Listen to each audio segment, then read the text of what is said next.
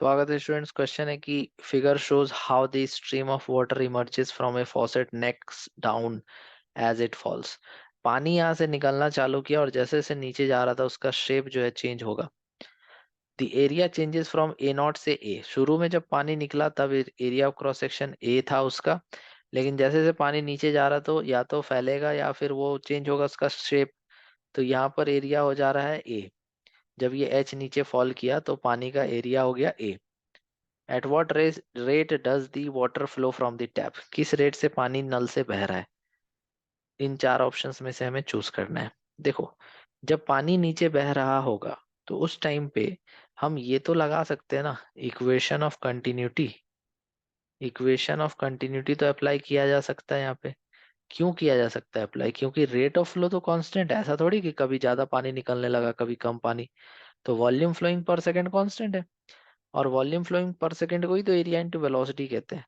तो A initial, velocity initial is equals to area final, velocity final. यहाँ पर velocity कितना है मान लो v। ठीक है, यहाँ पे मान लेते हैं कि जो वेलोसिटी है वो v है। v नहीं, u ले लो। और यहाँ आते आते वेलोसिटी v हो गया। तो अगर हम इक्वेशन ऑफ मोशन लगाएं तो जानते हैं कि v square equals to u square plus 2as होता है। तो फाइनल वेलोसिटी का स्क्वायर बराबर इनिशियल वेलोसिटी का स्क्वायर प्लस 2gh तो लिखा जा सकता है यहाँ पे। कोई दिक्कत नहीं है इसमें, ऐसा लिख सकते हैं हम लोग। ओके। अब यहाँ पर हम पुट करते हैं इक्वेशन में कि इनिशियल एरिया ए नॉट था, इनिशियल वेलोसिटी यू था, फाइनल एरिया ए था, फाइनल वेलोसिटी वी स्क्वायर का जगह पे हम वी था मान लो। अब दोनों तरफ स्क्वायर करो, ए नॉट स्क्वायर यू स्क्वायर बराबर ए स्क्वायर वी स्क्वायर। अब यहाँ से हम क्या करते हैं कि मेरे को बोला था कि at what rate does the water flow from the tap, मतलब यू निकालने बोला है तो यू निकालने बोला है तो वी हटा दो यहाँ से। तो A naught square you square equals to A square, ये हो जाएगा यू स्क्वायर प्लस 2gh। अब कुछ भी नहीं, बस थोड़ा बहुत कैलकुलेशन करेंगे। मान लो ए स्क्वायर को लाके इधर डिवाइड कर दिए तो क्या हो गया, ए नॉट स्क्वायर बाई ए का whole square you square equal to u square plus 2gh। अब हम क्या करते हैं कि 2gh जहाँ है वहीं रहने देते, यू स्क्वायर को इधर ले जाते।